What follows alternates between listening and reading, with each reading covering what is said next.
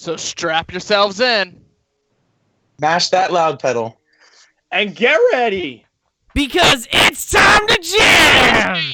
It's time to jam, baby. It's time to jam.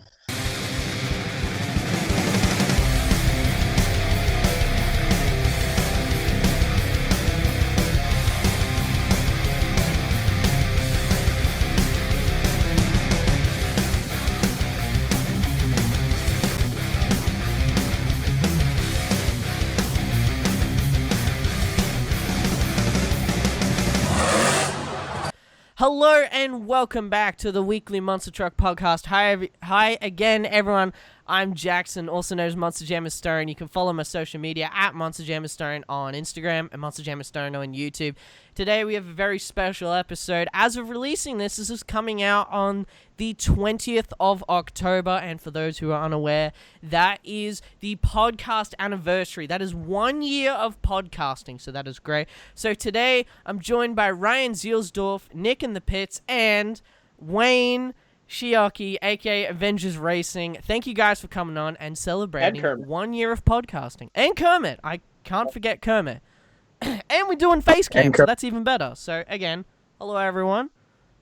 Hello. What's up? One of its Good eve. How do you do? It's almost Halloween. So basically, I just thought it would be, it would make more sense to, well, firstly, it would make more sense to thank the listeners. The listeners is the reason, why I'm here, that I'm still going. It's the fans that keep me going. I have a passion for podcasting and doing this, and the fact that, I've got Ryan here, I've got Nick here, I've got Wayne here to help celebrate and just talk about podcasting and a little bit of Arlington, because obviously we can't just talk about, Monster Jam and Monster Trucks and not talk about Arlington, which is pretty much the talk, of the Monster Jam scene currently, but we also got to celebrate the podcast anniversary. So, I'm going to give a round of applause to my fans for coming and celebrating. Good job, audience. Thank you guys. Thank you guys for coming out and celebrating and just listening to these episodes and giving input. So, I want to thank everyone again.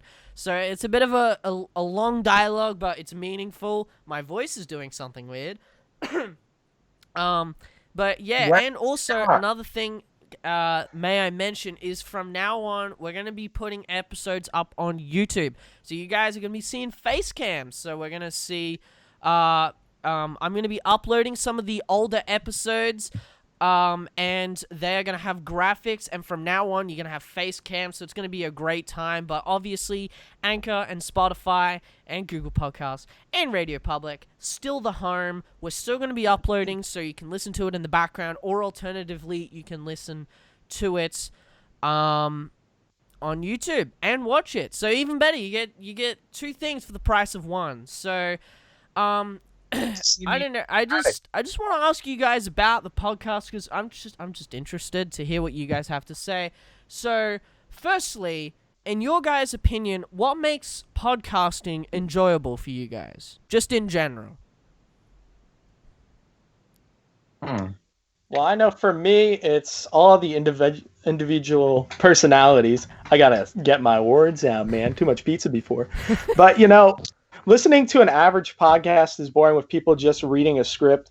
But when you have people that you enjoy talking with and being friends with, that's something that makes an experience really personal and funny. When you have all of these moments that you could share together, not with just people that read a script and have bland personalities. We all got our unique personalities for sure. But I think that's one big aspect that really makes podcasting a personal experience for people to watch.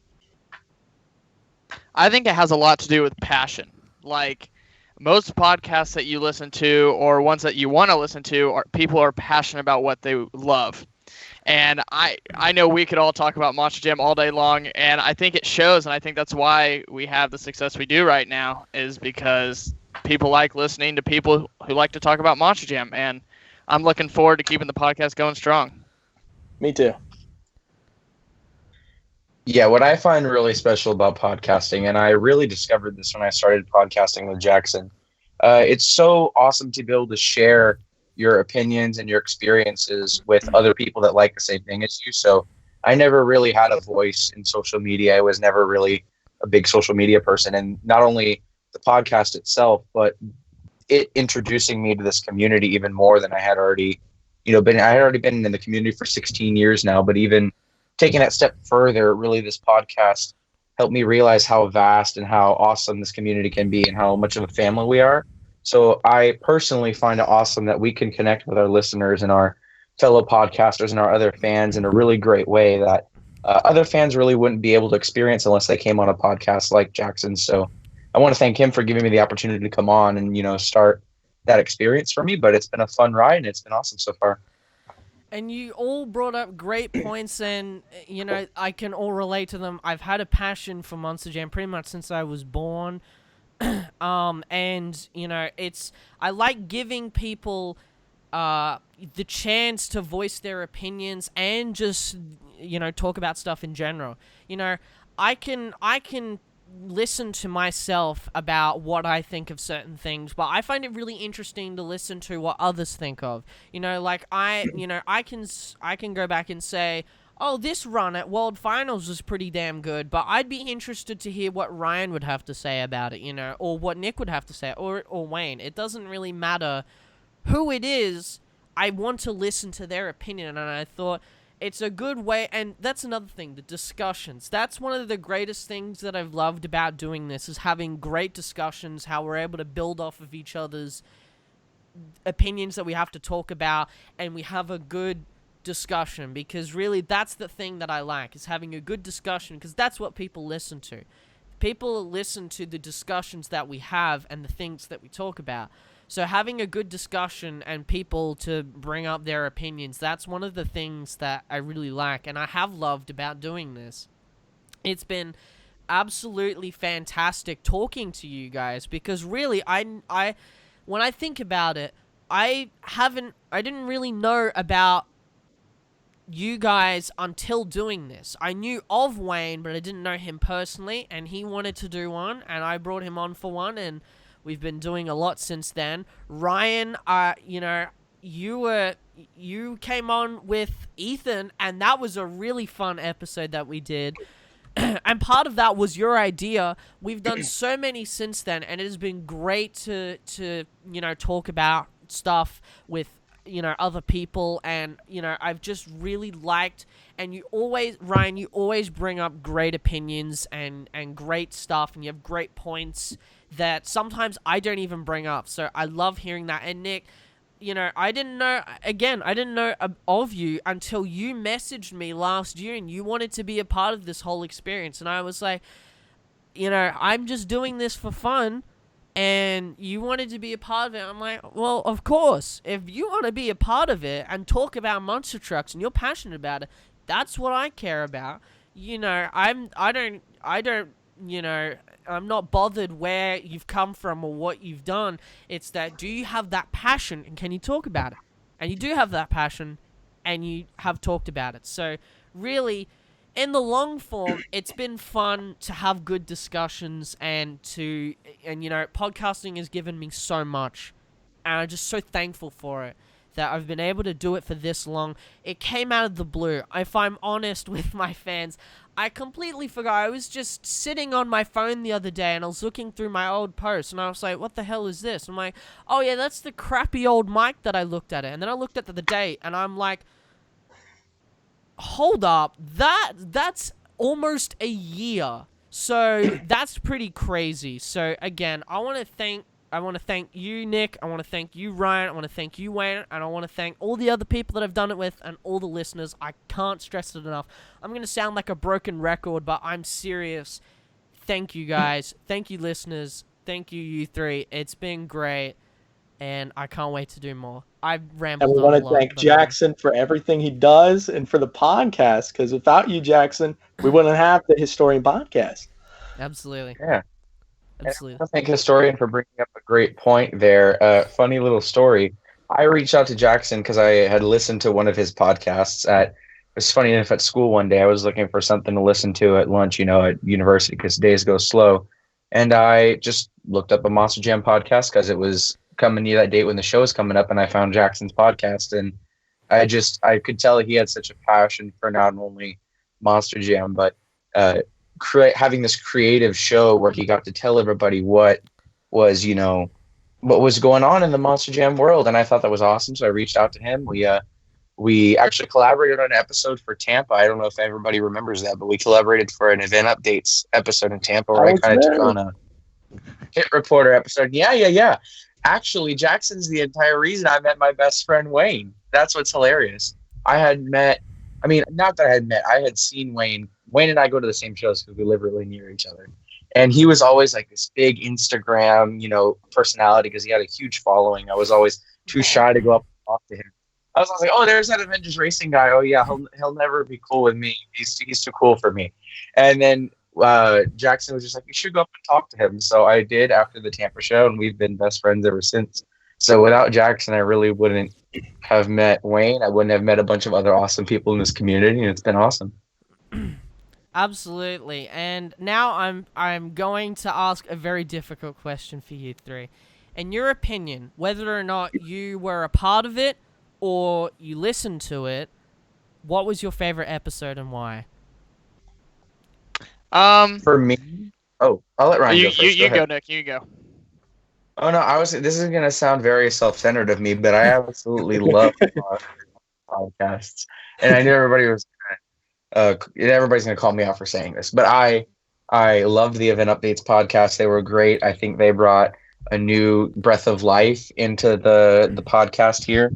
I think it was unique. I think it was interesting. We got a couple listeners to it, but it was something that I really wanted to grow on with Jackson, and I know we were planning to do it in Miami and a few other shows this year, and then COVID happened, and we, things just kind of went awry, so we didn't really get to do what we wanted. But definitely next year, look out for more of those episodes because that's going to be fun. But I think those were definitely my favorite of the episodes that we've done, just because they were so different and unique from the other episodes that it was enjoyable to listen to. It was refreshing. It was something new. I thoroughly enjoyed the one with Cody Saucier. I loved listening to that one. I mean, I'm a little biased. My favorite one was probably the one, Jackson, that we did with Mike, the drafting one. That idea came to me one day, and I was like, we got to do it. And so I brought it to your attention, and I had so much fun recording that. But then, funny enough, I was the one that got confused how we were drafting. I thought we were drafting based on if they collectively had points, like a fantasy system, but I didn't know we were going based off like what you'd want to see at a show. And so I drafted all wrong. I picked Neil Elliott first. I mean, I love Neil, but I would have gone with Ryan all day long. But it was so much fun to do, and I would love to do another one again. Well, before I jump in on what Ryan said, I'm going to let Wayne say what he has to say. Oh, thank you, man. Well, I'd have to say one of my favorite podcasts, I had a lot of fun times with Ryan and Nick, but my favorite, would have to be the one with Monster Jam Lord Reagan, because behind the scenes, we had a lot of stuff go on. It was hilarious. Do you remember Monster Fridge? The Monster Fridge opening up. What else did we have going on? We had that moment that I know, I can't say out loud because it's not very PG-13. Because of legal reasons. Yeah, we'll say because of legal reasons. but that moment definitely was the funniest. I wish I could find the file, but I don't know where it is. We would have made a bloopers from that. That was such a funny episode. Wayne will remember this. This was one of my personal favorites that never even released. We filmed. I hope Jackson one day can recover this audio. Oh, I know this one. Unreleased episode, because Jackson lives in Aussie land. He's over there in Australia with kangaroos and things. Wayne and I stayed up until 3:00 in the morning to start filming this episode here in Tampa. And I remember we filmed from 3 to 5 a.m. And when we were done, Jackson realized that all the files had corrupted. All of them. Wait, hold up. I'm interested now. Can you remind me what that was specifically? Because I completely forget. Oh, you do? I think it was in March or April. It was just after Corona had started, and we were talking about our histories as fans, like how we came into the sport and all that. And it was a really great conversation. We had Oh, I think I remember that now. We did that on Discord, didn't we? Yeah, and then at 5 o'clock in the morning, Jackson's like, "Oh my God, you're not going to believe it." And we're like, "What?" He's like, "All the data's corrupted." We were like, Oh, dude, that happened. That happened. Someone else has to talk. That happened one other time. I think it was with. Oh God, I completely forget who it was. I think it was with. There was an episode with me. I think it was. I think it was with Ryan, Yep. Josh Lee, and Ethan. I forget what we were talking about. I completely forget what even happened in that episode because that was so long ago. But thankfully, I haven't had any experiences where the footage is corrupted. And if that happens again, I'm going to be really sad. So "What are you talking?" crossing my fingers. It doesn't happen again. Jackson. Crossing my fingers. Yes. We have someone else who wants to talk about his favorite episode. Oh, sorry. Yeah, sorry. Yeah, Sorry. all Continue. right. Kermit. Oh, hey, buds. Hey, podcaster people. I'd have to say mine was episode number 4, the one talking about Gravedigger. That one was pretty good. But I enjoy all the personalities on the podcast, and I wish Jackson would invite me on, but he says I'm not qualified. Hey, hold on. When have I ever said that? So, in the DMs. So, we'll have to settle that another time. But yeah, that's my favorite episode. Got a blast.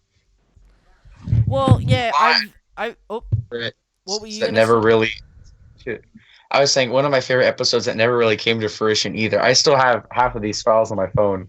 Wayne probably remembers when we were in Miami, we were supposed to be filming a tandem episode where we were at pit recording. And then I still have the footage on my phone. And then I just totally forgot to continue filming because we were having such a random time on that trip. It was so fun. That vlog is coming out soon on Wayne's channel, but I kind of wish we would have finished that episode because that would have been by far my favorite. Well, one of them that I'm surprised that you, Nick, and Wayne haven't talked about, and if Papa Historian is around. Oh, I know. It was definitely that one. That one was I have so many. I could go on for yonks about it, but the one with Papa Historian was so fun. I remember the struggles of not being able to have a good mic set up for both of us. I remember him just talking about random stuff. I remember me being me and saying, "Oh, actually, Dad, that happened at this place, not this place," and he'd go, "Oh, that's because you know everything."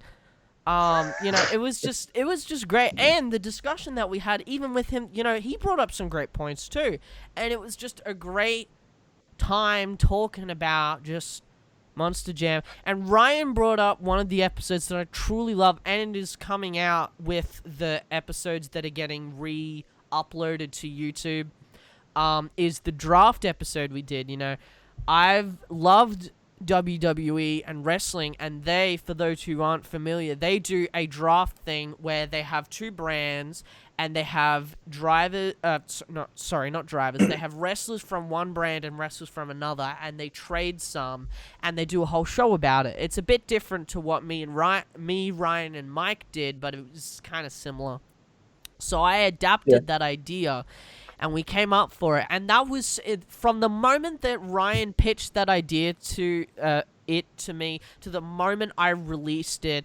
It was so fun because I stayed up the previous night. I don't know. I spent at least an hour coming up with my dream list, which most of which got taken away. But that's besides the point. I had so much fun picking who I wanted and hoping that no one would take my people. And then, Ryan, correct me if I'm wrong, I felt very competitive doing it during the episode. I felt so competitive trying to compete to go, okay, I want this driver, you better not take it from me or I'm gonna slap you silly. It was so competitive. I mean, I feel like we all have our own favorite drivers. There's definitely some that got taken away from me, and I know several that got taken away from you. But I had a blast doing that, and I'm trying to figure out a different way for us to do it that's not the exact same way. But I would definitely be down to do that again. But another podcast that I don't know how I forgot about it, but the one with KCG. Yes. That one was one of my favorites, but the reason why it was one of my favorites was after the podcast, after it was done recording, Casey took the time and spent about 30 minutes with us after the podcast and just talked with us. Talked with us. That's one of the other things too, is that, you know, I've done some with some people, for those very dedicated fans. I did it with the one that I did about the long game, the fictional Rigs of Rods series that does the retro monster truck videos, and ever since then, I've been talking to quite a lot of them, and we spent about like 2 hours just talking about random stuff afterwards, and you know, I made some friends out of there from talking from that episode. Shout out to the Froman Deli. He was, you know, he's one of my greatest friends, and I've loved, you know, he's so great. I really wish I could bring him on another one. But yeah, that was, you know, Ryan, that was another great episode, the one with KCG. I really had a lot of fun recording that one. Of course, the one with Cody.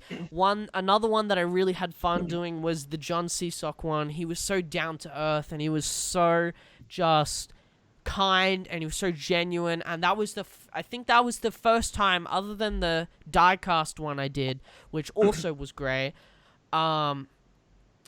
It was the first time I really did the fan questions, and ever since then I've been trying to do more of them. I've been trying to get more interviews where I let it to you guys to ask the questions, because I could come up with a million questions, but my fans, you know, I have the lucky opportunity to talk to the driver, but some of the other fans might not. So I give that opportunity to my fans to ask the driver or leave me a question, and for me to ask it to that driver on my behalf. On their behalf.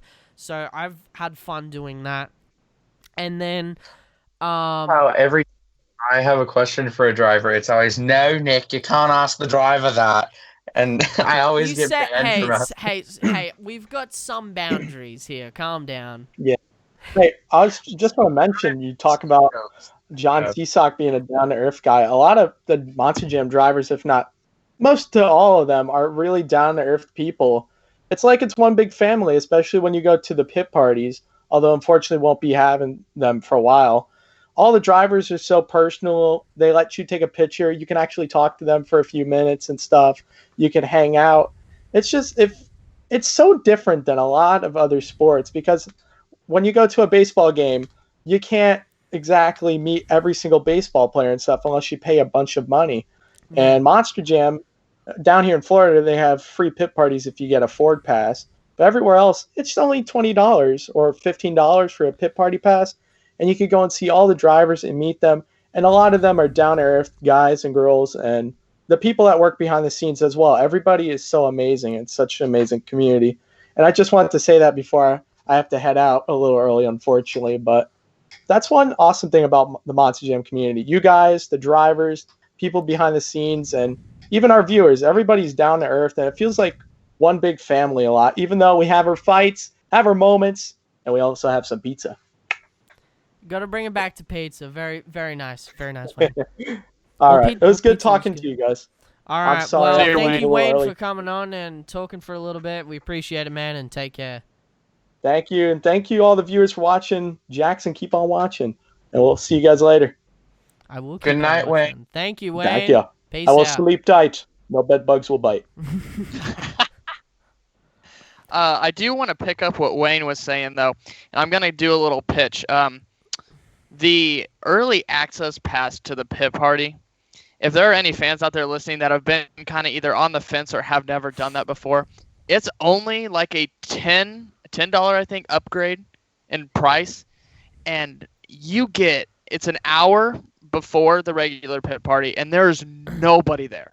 I mean, nobody there. Like, when I went to St. Louis last year, I bought the early access pass, and I've just started doing that from now on because I got to sit and talk with Neil Elliott for 5 minutes at the pit party.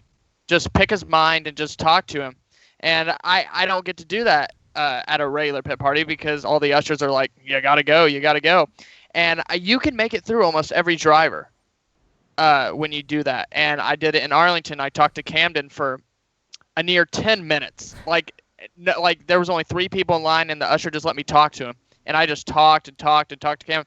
And that's why we're so close right now, is like these opportunities that I get to talk with them. And anybody out there, I highly encourage you do that, because if you want to get close with these drivers, that'll let you do it. Absolutely.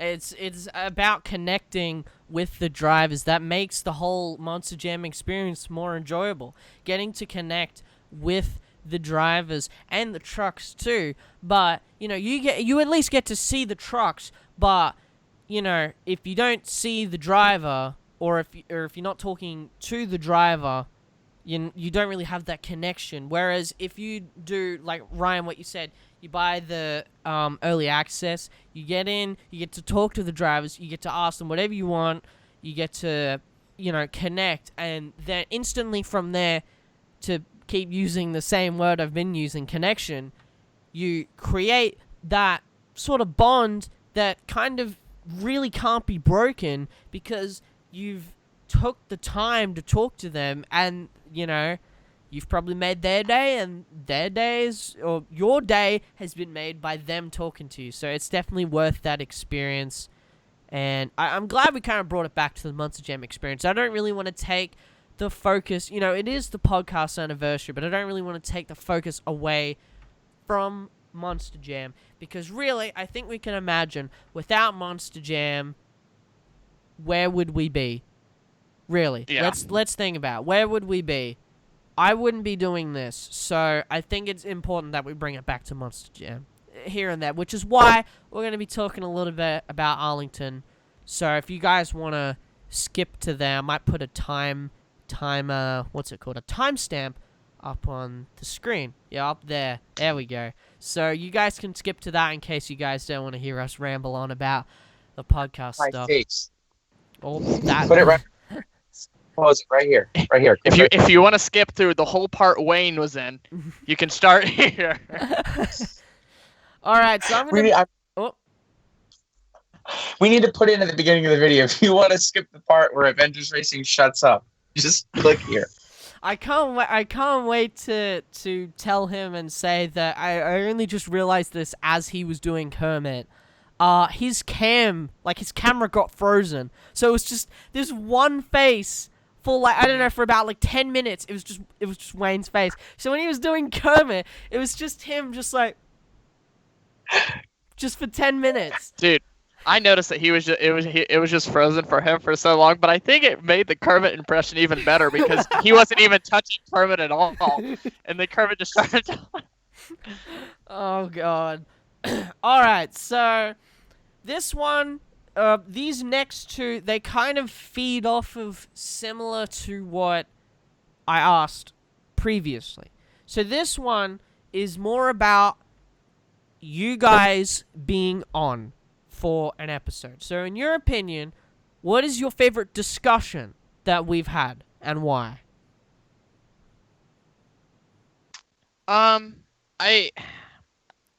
If we're talking about a good in-depth conversation, it was more learning. There were 2 different categories for me. The KCG one was really informational, wanting to be a live host myself. It was really nice to just talk with her about her experiences and stuff like that. And that's why I was so grateful when she talked to us after the podcast.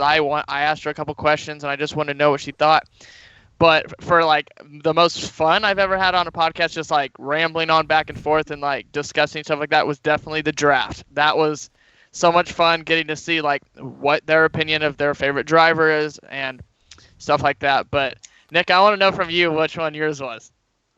Well, I have a few favorites, because I can't pick between because we've had so many good discussions. But Jackson, I don't even know if you remember this, but way back when, I think it was my first or second episode, we did our fantasy.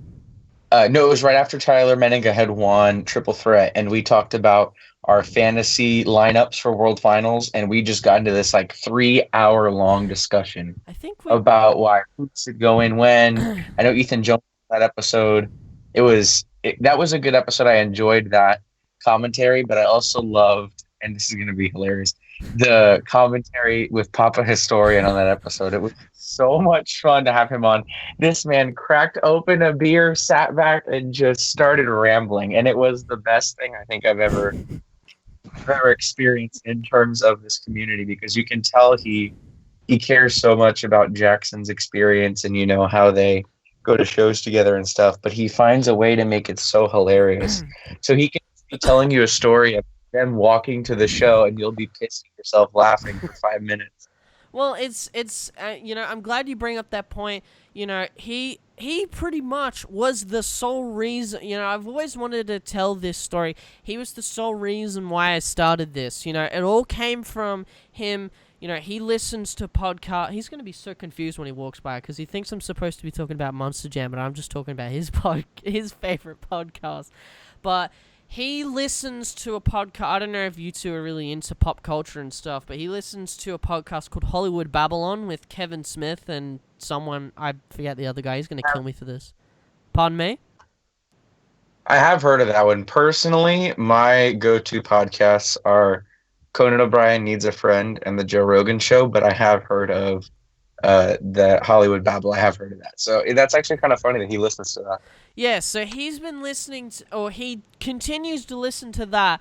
And the other day he asked me, and he's, well, of course, this is when it was last year and he was toying with the idea. He said, "Hey Jackson, has anyone ever done a Monster Jam podcast?" And I said, "People have done Monster Truck podcasts, but I think no one's ever done a strictly Monster Jam podcast." And that was the passion. It started from that moment. I was like, do you know what? I think I could do it. So I started doing that. And then from there on, I continued to do it. And then, obviously, we're the OGs. Who remembers the Monster Jam weekly podcast? I wish, Nick kind of grilled me at first when I changed the name, but, I've continued... I've continued to talk about Monster Jam from that moment. I haven't, gone away from it, but I really wish I could keep that name, but I don't think I can. So sad boy hours. But anyway, so that was the story, and that was kind of how I got to this whole place. And you're absolutely right. He was the one that introduced me to this, and that's why we go to all these shows. Because, one, I'm not rich. Two, he has just, he's very into it as well. He may not know all the drivers' names or what happened at this show and who won or whatever, but he has that excitement when someone does something cool. He'll bloody get up and go, like, "Holy crap, did this man just do a double backflip? That's pretty cool." And he'll just sit back and grab a beer and chug it or whatever. Did you see that one time Camden Elliott, he did that backflip there in the Maximum Digger? That was awesome. That's kind of like...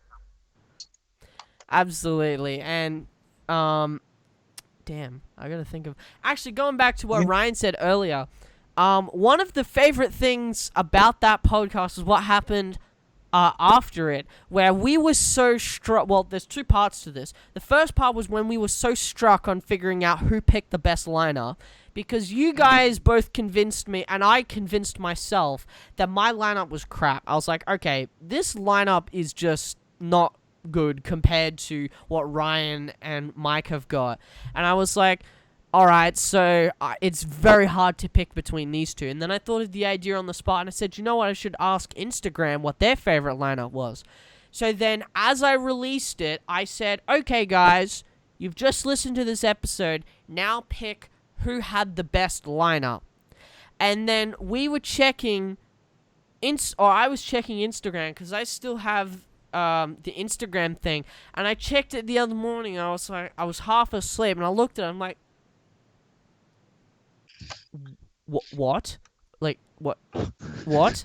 Like, my lineup apparently was the best according to my fans, and Nick even convinced me that mine was better than everyone else, and I was like, I don't... Mike was so salty. He was so salty. He was like, oh my god, your lineup... It's like, your lineup wasn't even good, and I'm like, I know, but that's what they voted for. The only reason I picked your lineup was because you had Morgan Kane in there. That's literally the only reason. I knew that's exactly why you picked it. To be honest, it's kind of why I did pick it that's why I did pick him anyway. Because I was like, do you know what? Nick's going to be on my side if I pick Morgan. I may as well just do it for the sake of doing it. You also had Ryan Anderson, didn't you? No, Mike had Ryan. Mike had Adam and Ryan, and no Max D driver on his tour. No, you had Mintz, didn't you? I had Mintz. Yeah, so you had Kane and Mintz. Like, I'm not gonna vote for anything but that pairing. Like, just anything in Kanan. It doesn't really matter. Because the order for that draft was it was me, then Mike, then you. Yeah, so I basically had to step up my, I had to step it up. I had to pick wisely. I was like, I have to pick someone good before they. How did he get drafted third? That's my question. Because we did Because Jackson, I remember since he was the host, he was like, "I'll go last," and like Ryan. Oh, no. We did a number draft. So you and Mike picked a number out of 1 through 10 that I had. Yeah. And that's what chose you two, and then so that's what we did that. But I remember in there that Morgan was my next driver that I was gonna pick because I had Neil. And I didn't have a Gravedigger driver. And then Jackson, you picked Morgan, and I was next up, and I was just like, no. And so I was like, I guess I'll take Charlie, but I was like, you got to be kidding me. Speaking of funny story, I'm going to interrupt here with a hilarious story. I wish Wayne was still here to tell this story, but I just remembered in Miami, part of that vlog that we were supposed to do to release as an episode, there was just audio footage of me crying. And everybody was like, I played it for everybody. I'm like, why are you crying? Why are you crying? It's because Morgan blew a motor that show and couldn't do freestyle. And I sat in my seat and cried. And I took a video of it for the podcast and it never got published. Like I said, that was one of the things that I wish. We could still put it out. We could release it as a unreleased until now. Or something. You're gonna get to this piece of gold. This podcast is actual gold. There's comedy gold. There's me crying. There's. I don't know about you two, but I don't think I'm sold as much except for the bit where Nick is crying. I don't know about you guys. And it was so stupid, and I really don't want the footage ever getting out. But I mean, I might as well. I mean, you don't have to, but. The meme ability that's going to come out of that sky high. I know the memes are just. There have only been a few times that I've actually cried at Monster Jam events. The first one was when Ryan won freestyle at World Finals 19. Yes. That one I got pretty emotional about, and then the other one was at the World Finals 20. Yeah, World Finals 20 when Jimmy Creighton won racing. That one really got me. And then the other one was so World Finals 19 was my first World Finals. And my dad and I, that has been my childhood dream, and so we did it for my senior trip. We went there. And when all the trucks came out at the very end and Adam and Ryan were the ones that walked away as champions, I just broke down. I was like, it's over. Like, this was my dream. 2 days, it's over. And it's crazy how this sport can just tear at your heart. Like, you've put so much time invested in it. You've watched these drivers grow. And it's just why I love Monster Jam so much. Yeah. Now that we're on the bandwagon of telling stories times I've cried, I think I've cried 5 times. I have Ryan. I wouldn't count the story in Miami of me crying sad. I think it was out of pure frustration because we drove 6 hours there and 6 hours back just to do that. And I had sunk thousands of dollars in that weekend to go see Morgan perform, and he just blew the motor and didn't even get to freestyle. So that was more of a frustration cry for me. But I cried when Jimmy Creighton won racing because that was like a huge burden lifted. I knew that guy had been fighting for that for so long. It was just so much of a relief to see that lifted off of his shoulders, and him finally get to take that championship home. Number two, I remember when Dennis Anderson's career ended here in Tampa. I remember that night vividly. That is one of the shows that I remember start to finish. I think every single run, every single freestyle move that he did that night. And I just remember seeing that medical cart carrying him off the track, and I realized, like, it hit me that may be the last time that I got to see him, drive Gravedigger in front of me at, my hometown. And that was somebody who I've idolized all my life. So that was a little rough for me. That was a rough experience. That's two right there. I definitely did. I'm trying to remember what happened now. Oh, when he got inducted into the Hall of Fame here in Tampa too. That was definitely that was a little bit of a tear-jerking moment there. I had to wipe a little tear out of my eye right there, because that was such a unique moment, such an important part of not only Monster Jam history but Dennis's career itself, to be able to be there and see that happen, especially because he didn't even know that it was going to happen. So his just raw, genuine reaction was so amazing and so awesome. It was just so amazing to see. And then the only other time that I think I've ever shown emotion at a show, and this is going to sound so stupid, but was when I met Dennis Anderson again at the pit party for the first time since I had talked to him after he retired. I just lost it. It sounds so stupid, but I could not. I just gave this man a huge hug, and I cried into his shoulder like the man that I am. It was great. Well, actually, I just remembered something very interesting, and Nick is gonna go, holy crap. Back at my first ever Monster Jam show, which was in Brisbane 2014, which I think for the reason that I'm about to mention, I really remember nothing other than Mark McDonald got to drive one of the coolest trucks ever, the KFC Big Bash League truck, which was really cool. So Morgan, at the time, was driving Max D, and we had a giant banner, me and Dad, we had a giant banner for him. We gave one to him, and we took one home, which now hangs up in my room at my mum's house. And one of the memories that happened was something similar to what happened at Miami, Nick. Guess what happened? Oh, no. His truck failed. His truck failed, so he got to compete in racing, and then his truck, I don't know what happened, because it was it was 6 years ago. His truck, I think the engine, he blew a motor, and I went home crying. I was so upset. Seriously, I'm not even making this up. The same thing happened. I was so upset because I was like, my man, Morgan Kane and Max D, the one dude, one of two drivers I got autographs from that I waited in the line all day for, can't even come out for freestyle. I was so upset. It was just... This memory will have a happy ending for you. I hope you know that he still has that banner. We were talking about it. Well, he still has.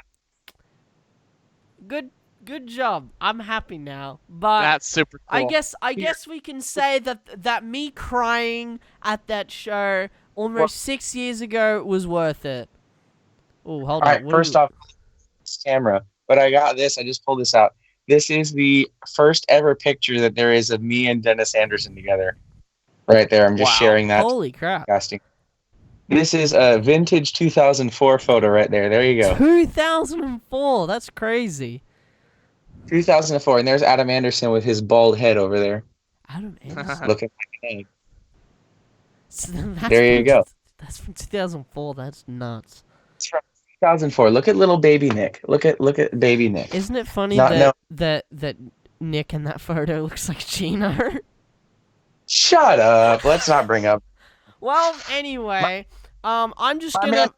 Oh, what were you gonna say? That's an entire on itself. Well, I'm gonna try and get through the last two things I have to ask you about the podcast stuff, and then finally we can talk about Arlington a bit more, and Ryan can do the thing that he told me that he was gonna do, which I'm sure he's excited to do. So, second to last question. favorite moment from the podcast. So this can be a recording, it can be a blooper, it can be anything. I want to hear what you guys have to say. So go for it. I think it was more there are so many good moments. I think really the one thing that really had me hooked is when you first started the podcast. The thing that really drew me in was your bloopers. Because that's the first thing that I saw before I even started doing the podcast. When you posted for the first time, I was like, this is a cool little twist that he's like including bloopers into this. And I was like, I gotta be a part of this. And so the moment I fell in love with the podcast was when I made the uh-oh, stinky, poo-poo, that joke in the podcast. And then I did my lawnmower noise. And then from there, I was like, I'm hooked. This is the greatest thing ever. Well, before Nick says anything, I really want to talk about that moment because I don't know if you even remember what happened, but the timing of that, the timing for me could not have been worse. At that, just before he said that, I was like, holy crap, I'm thirsty. I need some water. So then he said, in the blooper reel, which you can listen to on my Instagram if you scroll down in the things a bit, you can hear, it's very subtle, but as Ryan says, uh-oh, stinky, I spat the water out and I just go, like I'm just dying in the background and I'm coughing and laughing so hard. It felt awful, but listening back to it, it's so funny. And the first time that I did the podcast with Ethan was just filled of so many dumb and stupid moments, and it was just so funny. I laughed, I listened to it the other day ago. I listened to it again just for no reason whatsoever. I just pissed myself laughing. I don't know how. I had never heard Randy Downtown Brown ever in my life. And when Ethan said that just out of the blue, I just burst into laughter. It was too much. You got it. It was so funny. You got some Downtown Randy Brown.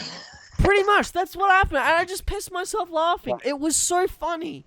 And that's another thing that I loved about doing these, is having just stupid moments. This is why we don't do it live. And I said that in one of the bloopers, because I make so many mistakes, and it's just... Speed. There you go. There's another one. It's just... Yeah. It's so... It's just so funny. One more really good one that I remember is when we were doing a podcast with Ethan. Yes, I know this one. And we were talking about our favorite drivers. And I brought up Tyler Menninga because in my opinion, based solely on talent, I think Menninga is the best Gravedigger driver, solely based on talent. I mean, you could go on and on about how Dennis is great, but strictly on talent. And we were talking about this, and Ethan was mentioning how great Tyler was. And so he said, Tyler Menninga is absolute, and he was about to say absolutely amazing. And his dog jumps up on the keyboard, and he goes, shh. And so he goes, Tyler Menninga is absolute shh. Perfect time. And Jackson and I are just like, wait, what? So good. And he just casually went on. I don't even think he realized when he said it. He was just there. And then we were just like, so Tyler Menninga is just absolute shit. And then he's just like, no, my dog jumped up and he knocked my TV off. It was so dumb and so funny. I couldn't stop laughing. I knew the moment that you started talking about it, I was like, this is the moment, bro. That was so funny. Tyler Menninga is absolute shit. My personal favorite memory, we laughed so unbelievably hard that night. I don't think I have ever laughed so hard in my life. Was the night that it was Jackson, me, Wayne, I think Ethan Jones, and a few other people, and we read. There's this like one. I think everybody who knows what I'm talking about is gonna understand what I'm saying right now. I'm It's like listening. some stupid story that was so inappropriate that I don't even dare to say its name out loud. It was such an inappropriate I have things monster. I want to say, and I'm not going to say them. That's confidential, classified, legal information. We can't disclose anything that's been Nick, discussed I'm gonna there. have a talk. I hope you know that I'm gonna have a stern talking to you after this episode. I'm not gonna bring it up now, but I'm gonna talk to you at the end. Moving past that, I have one more thing to ask you guys about the podcast, and it pretty much you guys can sum it up in a sentence or two. So, finally, what would you expect to see in the future from this podcast? Or like to see, I should say. Kind of like what we did with the weekly podcast. So I know you said you had a lot of fun doing it, where you would keep the stats for the week, and then we would all talk about it and stuff like that. And I thought it was good conversation, keeping up with the drivers week by week. And then kind of what Nick was saying, if we have a thing where we designate one fan at every show that we know is going to go, or not like every like a good stadium show, and we have somebody interview a driver. You're trying to replace my job, man? Come on. You can be that person, Nick. I'm just saying. Yes. I'm just saying, if we can get people to like start interviewing these drivers week by week, and I think that would be so fun. Absolutely. 100%. Sign up for this week's giveaway. It is a driver card signed by Todd LeDuc's crew chief. It's absolutely useless. I'm looking through my... I will give you my liver. Whoa. You'll give your liver. Okay, here, I'm actually going to give this away, though. Let's do a giveaway for this episode. Surprise, Jackson. I just added a giveaway to your episode. Congratulations. Yes, please. Yes, please do it on my behalf, because I really don't want to ship something from Australia to America. In this giveaway, guys, you are going to get Nick, if you're actually willing to give this away and possibly something else, I'm going to thank you. I'm not joking about because this. I really don't want to, like, I'm okay with going out and buying something myself, but to ship it to America, nuh-uh. All right. Okay, thank you. So this is a genuine signed Morgan Kane hero card right here. This is going, it's got some weird stains on it. This is going to the authentic. This came through my backpack in Miami, so this is probably why it was a disaster. Genuine Miami hero card right here. If you win, you're going to get this, and you're also going to get... All right, maybe not that. Maybe not that last one. All right, so finally, we've finished talking about the podcast itself. So now it's time to talk about the thing that everyone's been wanting to hear about, Arlington. Obviously, it's coming up. So firstly, I want to say, make sure to stay connected to social media to see the return of Monster Jam in Arlington, Texas, this Saturday and Sunday, October 24th and 25th. Tickets are still available, and go to monsterjam.com/tickets. That's monsterjam.com/tickets. Go there and have fun. And if you guys can't show up, well then, as I said, stay tuned, because social media is going to be blowing up. And I think collectively between us three and Wayne, we're going to be posting a crap ton of this stuff, and I'm going to try my very best to post as much as I can about it, because I really want to document this historic event. So,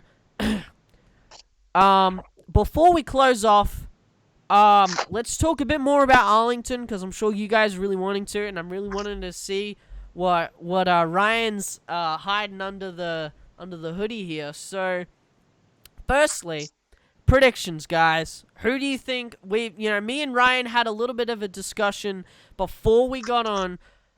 Who do you think's going to take what and why? So let's go for it.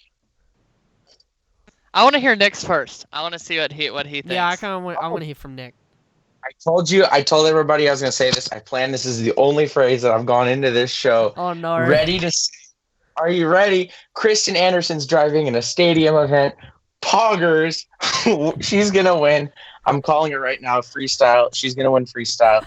She's going to have an absolute breakout performance. And all you naysayers who said, oh, she sucks. She's horrible. She sucks this. She sucks that. Guess what? In your face, she's going to win with a perfect 40. Oh, actually, they don't give 40s anymore. But anyway, it's out of 10 now. But still, perfect 40. 10.000. All right. Two-wheel skills. My man, I have a weird relationship with this guy. I lose hope in him. And then I really like him on some days. And other days, I really like him and I love to support him. And then some other days, I'm a little bit disappointed in his performance. But I think skills is going to go to Bari Musawer in this show. Ooh. I think he's going to absolutely dominate. He's come off of a few arena years here where that's really where I found my disappointment. Maybe not really in him, but by the scheduling for him. So I think that arena experience is going to really come out here, and he's going to have a really big floor to play around with because Bari's a veteran. He knows exactly what he's doing and where he wants to go on the track at all times. So he's going to show off that expertise and two-wheel skills, and I think he's going to beat the likes of Ryan Anderson. I definitely do. I think it's going to be an interesting two-wheel skills event for him, and racing should be fun, as always. I'm always rooting for Gravedigger, but this show, I think, is finally time for Lindsey Wink to win another racing stadium show. I think you're going to see either Ryan or Adam facing off with him in the finals. I know Ryan and Adam are going to have – I'm predicting it right now. Adam are not going to do very well in Arlington. And the main reason that I say this is they are not in trucks they're used to. They're not in trucks that they vibe with. You know, Adam's not in Gravedigger. Ryan's not in Son of a Digger. Ryan's rarely driven anything other than Gravedigger. I think he's driven Spider-Man, and that's about it. But there's two shows that weekend, right? Yeah, there's two. There's one on Saturday and there's one on Sunday. I would say I'm going to say it right now just to piss a bunch of people off who listen to this episode. Chris Anderson's winning 2 freestyle competitions in your face. Two-wheel skills the second day is going to go to Ryan Anderson. He's going to figure out how the vibes are going. He's going to go into it, you know, knowing how the track is feeling, because this is going to be a different experience for all of us. We're all going to see the fans are a little bit different. There's no pit party to give the energy to the drivers. So I think your underdog drivers who normally do not perform as well in stadiums are going to have kind of an equal playing field, because I know guys like Todd LeDuc thrive off of that ego building from the pit party and, you know, seeing the fans and all that. So they're not going to have that at the show. They're not going to have the fan interaction to go off of. So it's really going to be a level playing field for everybody. So your second show, I think Adam Anderson wins racing, Ryan Anderson wins two-wheel skills, and Kristen Anderson wins freestyle. Cleans out the sweep for Kristen for freestyle over the weekend, and it cleans out an Anderson sweep for the second day. Those are some pretty damn good predictions, and if I may, Ryan, I'm going to quickly give mine. So I was telling Ryan this earlier. I actually think for racing, for specifically the first show only, it's going to be, either an independent is going to come this close to taking racing, or they are going to take racing. And the reason I say it, this is my reasoning. All the other drivers, most of them that are in this lineup, have had some experience of driving their truck. Lindsey has had only a little bit. But he hasn't really driven it. In fact, he hasn't driven his truck since around March or so. But the independents, they have been driving in shows. That's the thing I want to stress, is that they've been driving in shows where they do racing. They do the equivalent of skills, and they do freestyle. So I think in that sense, they are going to be the dominant ones in racing on the first night. Because I think on the first night, everyone's going to be a little bit rusty, and it's going to be a bit chaotic. Whereas I think on the second night, it's going to be someone that we know of, because they've then had that experience, and as Nick said before, they're going to know how the track feels, they're going to know how the truck feels. So I think on the first night, it's going to be an Indy. I want to put my money on Corey Rummel. For skills, actually no, I'm going to go for racing on the second night. I think I kind of want to go with what Nick said, so I'm going to say Lindsey Wink. On the second show for skills on the first show, I'm going to go with Tom Mentz. On the second show, I'm actually going to go with Ryan in Bakugan. And for freestyle, I think on the first night, man, this is going to be hard. I want to say Ryan, and then on the second night for freestyle, I'm going to just throw a wild card out there and say Todd. So there's my predictions. You can say whatever you want about them. Interject and say, if there's going to be one person who has a breakout weekend, and it may be the weekend that launches their career in Monster Jam. I don't know if any of you are going to know what I'm about to say. You're gonna, Chris, yes. I think Chris Kohler is going to have a break, even if he doesn't win a competition. If he does as good as Jim has done in the past, or if he gives us something new and, has his own kind of flair and style, because I know he does independent shows. He's really big in the independent scene. He's done super well in the shows that he's competed in. But Monster Jam is a totally different stage. When you move up, this is like, Little League to Big League Baseball. This is totally different, where the fans there's a bigger fan base here. There's bigger floors, there's bigger tracks, there's bigger moves, there's a bigger expectation for what a driver needs to be in Monster Jam. And I think Chris is going to adapt to that really well. I think he's going to adapt to it really fast. It's just going to be whether or not he's able to compete with the likes of Tom Mintz and, Adam Anderson. But if he can hold his own and do pretty good, I think he's gonna pick himself up a few fans here, and it's going to be a good weekend for him. I agree. Absolutely. All right, Ryan, down to you, bud. Well, I'm going to step off camera for about 5 seconds, and when I come back, I will have the shirt of the driver I think is going to take control this weekend. Alrighty then. Oh. We have to. We're going to put a little interlude clip here, some interlude music. Oh. Hey! If I didn't already have to say it, the man that needs no break, that COVID can't even beat, Ryan Anderson, and not Son of a Digger, Bakugan Dragonoid. Now, I'm not saying Ryan's going to have the most dominant weekend because there's such great competition, but if there's one driver that can get back in the truck after this long break and can throw it down, it's Ryan Anderson. So, here goes my predictions. I'm going to do it a little bit differently than you guys. I'm going to do who I think has the greatest shot both days to win that competition, and then I'm going to pick a dark horse that I think could do really well.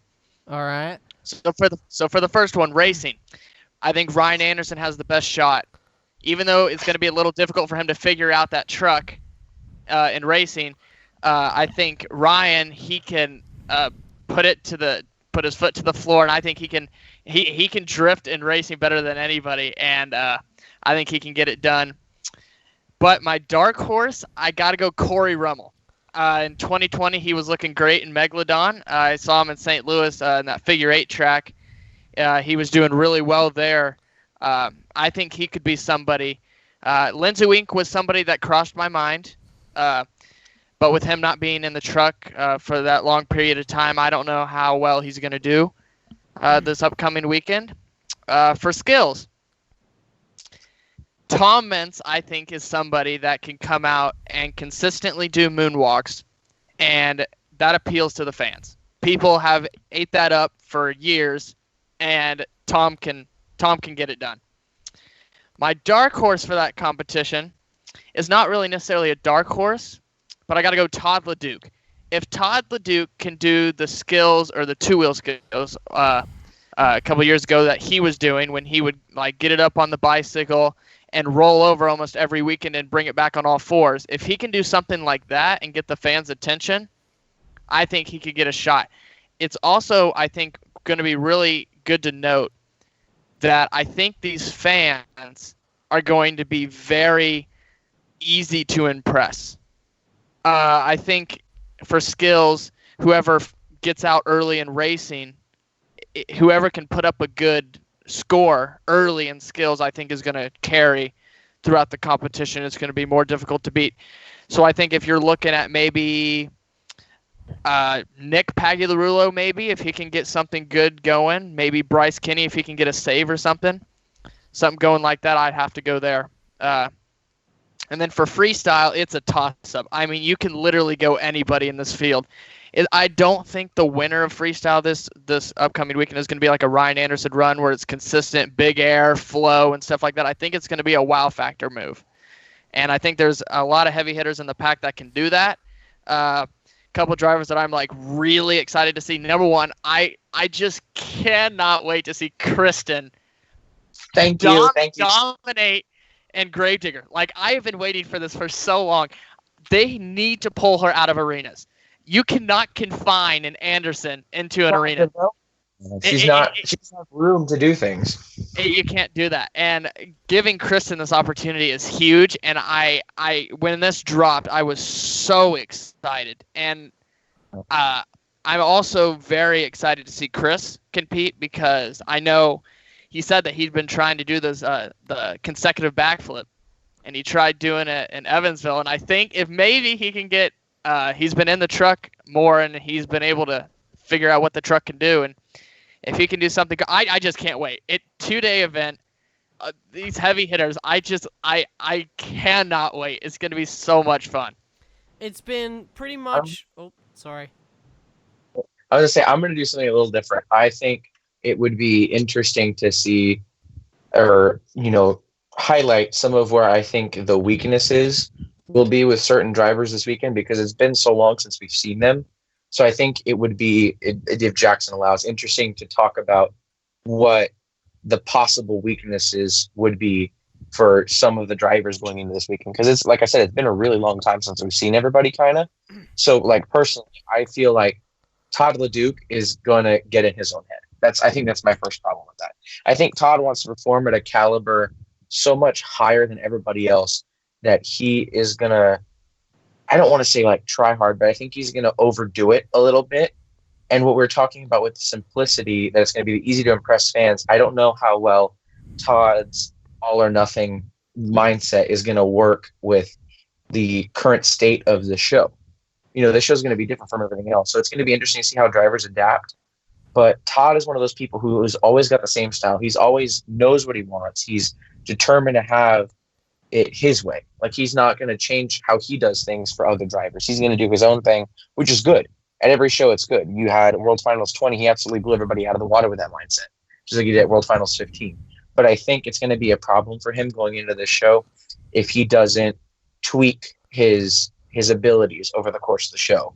Because other drivers tend to adapt, but he's always in your face. He's always loud. He's always right there. He's always got the same game plan going in and everything. And I don't know how well that's going to work for him. As far as the independents go, they have a chance to steal the show here, but they need to be on top of their game, because they have fellow drivers here who have not been in the truck for so long. Some of them, like Ryan Anderson, aren't even in their own chassis, so they don't know how the truck is going to perform, what's going to happen, come showtime. They need to be ready to bite immediately. They need to be able to grab, the fish hook and go. They need to be able to perform at the caliber that they are, maybe even a little better. And if somebody, like I know Ryan was saying, Chris, can pull off something amazing, a wow moment like that consecutive backflip, that's what it's going to take to win freestyle competition. So it's interesting. And in that conversation, I would include Kristen.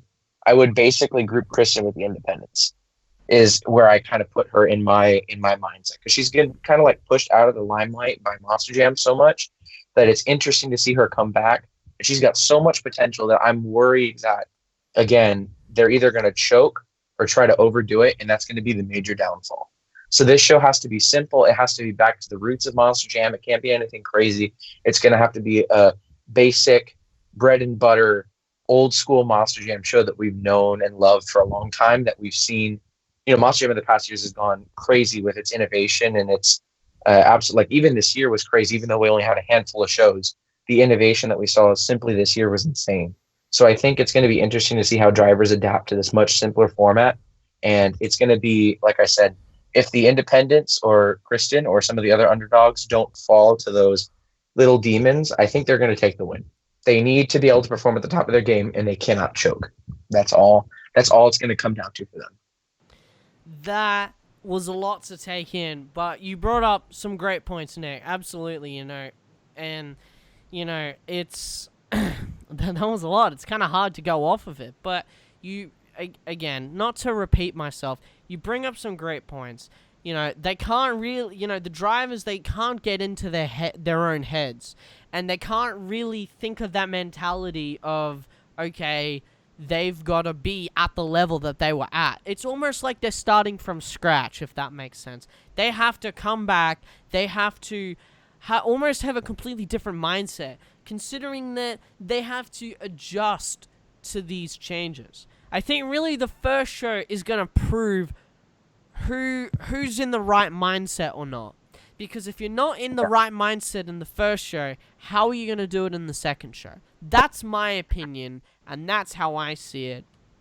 And I don't really want to cut this short, but unless Ryan or Nick has anything extra they want to add on, I've got nothing else to add on, to be honest. I think we've summed it up pretty well, but if you guys have something to add, go for it.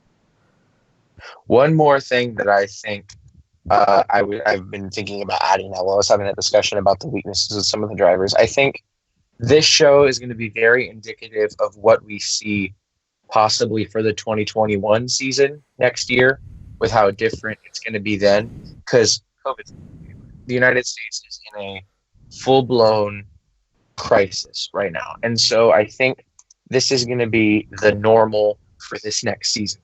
So I think this core group of drivers is really going to have the advantage over because I believe next year there's only going to be 2 stadium tours. I think the second stadium tour next year, if we even have a season next year, is not going to have the same experience that these drivers have had. So even if they come in and have a terrible weekend, they've already got to step up with everybody, because they already know the flow of these new shows. They know the style, the pace, the fans. The fans bring a lot to the shows. If you had a show without fans, that would be totally weird. So, the energy that the fans bring, it's going to be a different energy. It's not going to be a sold-out AT&T Stadium like we usually have. It's going to be a really socially distanced and kind of COVID fan experience. But, they're going to have to learn how to adapt to that. They're going to have to learn how to adapt to the ever-changing style of the show, because I know it's going to be a little bit watered-down version of what we normally have, which I'm fine with, because I like going back to the roots of Monster Jam. It's going to be a little less innovative. We took 3 steps forward in the past few years, and now we're taking a step and a half back. And we'll take that step and a half forward again eventually, but for right now, the drivers are going to have to adapt to those few steps that we took backwards. And so it's going to be really telling to see what goes on in the future after this show, but this show is going to be a really big indicator for the fans. So even people who are watching at home are going to get to, have a taste of what's going to happen next year. And I completely agree with that. When I went to Arlington this year, that was a show that I wanted to check off my bucket list, and so I did that this year. And I was in the pit party, and I was talking to all the drivers, and I always ask them. I always pick one event. I just ask them like what are your plans going into this? Like what's your mental mindset? And every driver I asked about freestyle was talking about the steepness of the ramps. They say that Arlington is notorious for having these steep ramps, and it's very hard to get decent air because they make them so steep. And I don't know how that's going to play in. I don't know how hard these trucks are going to go if they are that steep. I think it's going to be very interesting to see. I think everything is just a learning experience, and I think some of these drivers are going to have to just realize that these fans are also going to have to accept that these drivers are just like us. We haven't gone out and done stuff for like months, and so drivers are in the same category. And I think, Nick, what you were talking about with Todd, I think I could see that happening also, because Todd is somebody that can get hot-headed fast, and I think he is pissed from the Guinness Book of World Records show. The fact that he didn't get that, I mean, I think he's going to come out firing, and I think it could bite him. It's one of those things that it's kind of like the All-Star Challenge best trick. I was excited for it, but I had no idea what was going to happen. And I feel like that same way coming into next week, and I'm just excited to hop on Discord with some friends and just talk about it. I'm just so excited. And now I'm going to follow up on that, because you brought up some great points. I think this is going to open another whole can of worms in discussion, and it's already made, so this is fun. But I was, especially because of the secrecy around this event, it's been super weird that Feld and Monster have been so secret about the plans for this show. I think it's going to be interesting to see the track for this show. The track is going to be different. Nothing that these drivers know. And you can't even, it's not going to be like normally where you can ask the drivers, what is your plan going into the show? Because they're not going to be able to have a plan. This is one of those shows, like I said, it's going to be a basic show. So you can't really plan on anything extravagant. It's going to be one of those flying by the seat of your pants kind of freestyles. Just throw whatever works together because there's no real way to plan a basic run. But the problem with the track is going to come. I don't think Monster Jam is going to have a track that we're used to as this week's track, especially because there's been no income recently because of COVID for 7 months. We haven't had a show. So I think it's interesting. It's going to be really interesting to see what they do. I don't anticipate a container backflip. I see a mini flip ramp happening, if anything. And I expect no cars in ramps, kind of similar to Anaheim's Green show this year. I think it was the third show that they had where there was no bus stack there. So I don't anticipate any crushable objects, and I don't expect a big backflip ramp. But maybe something smaller than what we're used to. Maybe they go early 2000s style and only use the middle of the football field. They leave the sides kind of unused because, especially with 12 trucks, there's not really a need for as big of a floor, as you would normally have. So it's going to be interesting. I feel like it's going to be a cross, but maybe like a Tacoma. I feel like it may be like a Tacoma style layout. It's going to be different. It's going to be interesting. And that's why there's no planning that you can really put into it because it's going to be a different track. So you can't really plan how to do a freestyle or a two-wheel skills on a track that you've never run on before. Because we're used to having the same cookie cutter tracks every week. And that gives a sense of familiarity with the drivers. But when you're coming into a new track like this, it's almost like a World Finals where you don't know what the track's going to look like. So it should be interesting. It should be weird for them, but I think they'll get the hang of it. It's funny that you bring up the idea of what kind of tracks are going to come up because before I was going to ask you guys what you thought the track was going to be like, but I'm salty but not salty that Nick brought it up and pretty much said everything that I was going to bring up. So I'm not even going to try because really, Nick, you summed up basically what I wanted to say about the track perfectly. And you guys brought up some great other points, and we've been doing this for almost 2 hours, but I mean, me personally, I'm not bothered that I am sweating my ass off right now because, like I said earlier, it's about the discussions. I mean, if we weren't having a good discussion, I don't think we'd be doing this for 2 hours. I could keep going for hours. I could honestly too. I think my fans probably fall asleep. So, but yeah, wow. What can I say? This episode has been amazing. It's meant so much to me that you guys have been able to come on. I'm not even gonna do a normal outro. It's just, I'm shocked. I'm shocked that as of putting this out, it's been a year. It's been a year of doing this. That I've been able to talk to so many people that I thought I would never talk to, and make great friends like you two and Wayne and Kermit and everyone else. It's just been unreal. And I just find it even more great that this podcast almost comes into play with Monster Jam's return. That, as I was saying earlier, the reason why this exists is because of Monster Jam. And we're talking about Monster Jam's return. I just feel like there's that connection. And, again, I want to say before I leave it off to you guys to give some final thoughts and to shout out some stuff, fans, from the bottom of my Aussie little heart, thank you. Thank you guys for everything, for giving me this opportunity to talk to you for 2 hours about Monster Jam and Monster Trucks and podcast stuff and stinky poopies and bloody knocking over license plates and just crazy stuff like that. It's been incredible, guys. Just, again, I'm at a loss of words, to be honest. I don't want to tear up, but thank you guys. Listeners and you two and Wayne, who guarantee probably won't be listening to the rest of this, but again, it means a lot, and I hope that I can keep doing more of these, and I will, because trust me, for 2021, when it's a new year and a new beginning and things start to clear up and Monster Jam comes back, podcast, it's gonna be full on. It's gonna be great, and I'm looking forward to it. So for the final time this episode, well, actually before I do that, as I always do, is there anything that you two would like to shout out or plug before we close off? Well, first off, shout out or plug. I'm gonna piggyback off of what you said. You said next year is going to be super exciting for the podcast. I just want to say personally, I'm not going anywhere. I'm staying here. I'm helping Jackson. Y'all have to put up with me and my goofiness for a while now. We're going to, the event reports are going to be huge next year. It's going to be really what I want to focus on.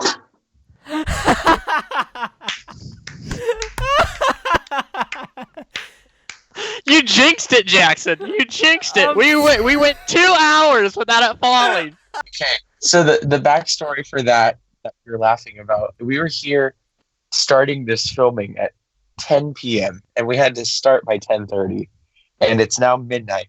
But it took us until I think from 10, it took us until I think 10:40 to start, because for 40 minutes I was playing with all of these trinkets up here.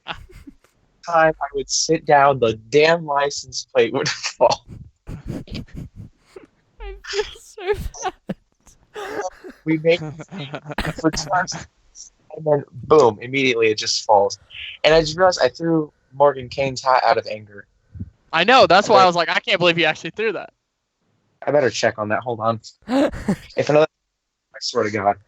All right. Well, while Nick does that, Ryan, is there anything you want to shout out or plug? I want to. My license plate. Oh no! I want to. What? The license plate just hates me. Oh, all right. Okay, Sorry, Nick. go on.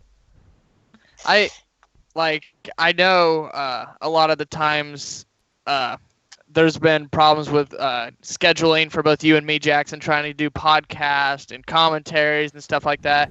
And I know back and forth we're like, I'm sorry that we couldn't do this. I'm sorry.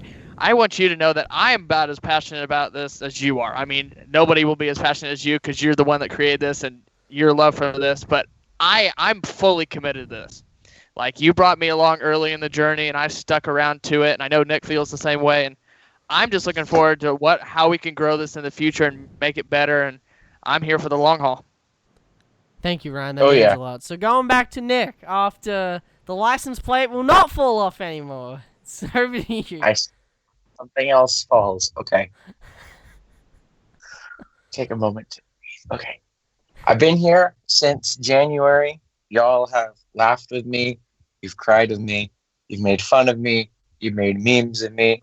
It's not over. I'm still here. I'm going to be stuck here all next year. And as long as Jackson continues to run this podcast, because I am the second half to his genius. So don't give me that face. Okay. I've had great ideas. No, I'm just being smug. I'm sorry. I said, what if you had a live reporter at shows? And he said, wow, that's crazy. Oh my God, I want to do that out at the steakhouse. So we were like, okay, let's do that. We did it in Tampa. And then, like I said, we planned to do it in Miami. And then we planned to do it at a few other shows this year, and we couldn't. So we're going to do it. We're going to do it big next year. It's going to be huge. We're going to do my first independent show in December. Look out for that. I know I'm going to an independent show. Can you believe it? I still can't believe myself that I'm doing it. I don't know how Wayne talked me into going.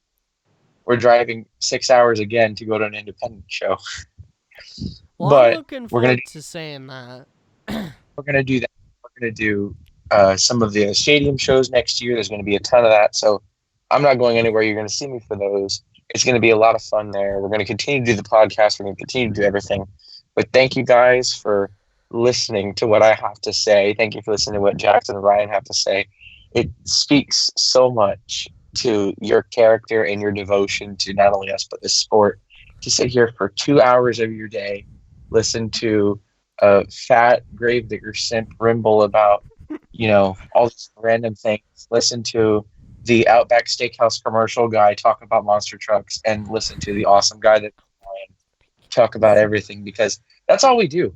All I do is talk about Gravedigger. All Jackson says is steak and shrimp on the barbie for limited time only, 18.90. And then Ryan just gives his insightful commentary and deals with us. So honestly, it's been so great to have you guys listening to me and my ramblings for so long. I'm appreciative for everything. Next year, it's going to be great. It's going to be awesome. And it's going to be really, we're going to be adapting to this new climate, but I think we're going to have just as much fun with it. So stay tuned, keep watching, keep doing what you're doing. In a world of growing monster truck podcasts, I know there's so many other options, but the fact that you choose us idiots to come back to is, I think, so awesome. And it truly, from the bottom of my heart, I want to thank you guys so much. It's been one of the greatest experiences of my life, and I'm thankful to have each and every one of you that are still listening to me. So thank you guys. I'll see you guys in future episodes. We'll talk a little bit later this year, and especially next year at events. So again, just thank you guys so much for everything. And I don't really, well, I do, but I don't want to piggyback off of what Nick said. But absolutely, guys, I just can't believe that I've been doing it for almost a year, and that you guys have continued to stick around and listen to us goofballs talk about stupid crap and all this stuff. But truly, it means a lot, guys, that you guys have been sticking around and listening to us and enjoying these episodes and enjoying these conversations. And I'm really wanting to make things bigger and better. You know, I've finally had the, you know, with this what's it called, this anniversary coming up, I wanted to put episodes up on YouTube for you guys to listen, and then to do face cam from now on. And I thought with the anniversary, it would be special to finally do face cams and put up the older episodes with visuals, so that you guys can listen to those episodes, the best episodes, and you guys can relive the memories that we had. And, you know, obviously Anchor and Spotify, they're not going anywhere, but now you guys can watch and listen on YouTube. So again, guys, holy crap, thank you so much for listening to us and our goofiness and Nick's Mark Galloway remarks and promises. Shout outs, Jackson. What? I want to shout out. Well, you said I got to shout out and rep people. Well, I need to go to the restrooms before I projectile piss everywhere, so you better name someone right now before I piss myself. If Mark... Okay. I need to get myself under control. I'm crying from laughing so hard. Please be quick. I need to go. Okay. I want to shout out the listeners. You guys are awesome. I want to shout out the Anderson family. They're great. I want to shout out my Instagram followers. You guys are awesome. I want to shout out for Wayne for being my best friend. And I want to shout out Mark Galloway for being my next guest. So next time I see you guys, Mark Galloway will be here on the Zoom call with us. So enjoy that. Thank you guys from the bottom of my heart. I'll see you guys in Mark Crush next time. Seriously, thank you everyone so much for listening and coming on this fantastic episode. I hope you guys enjoy all the content that we'll be putting out and Nick's Mark Galloway interview. So again, thank you guys from the bottom of my heart for supporting me for 1 year. 1 year of podcasting. So thank you guys so much and have a fantastic week. Goodbye, guys. Good night, guys. Don't eat the seafood rolls.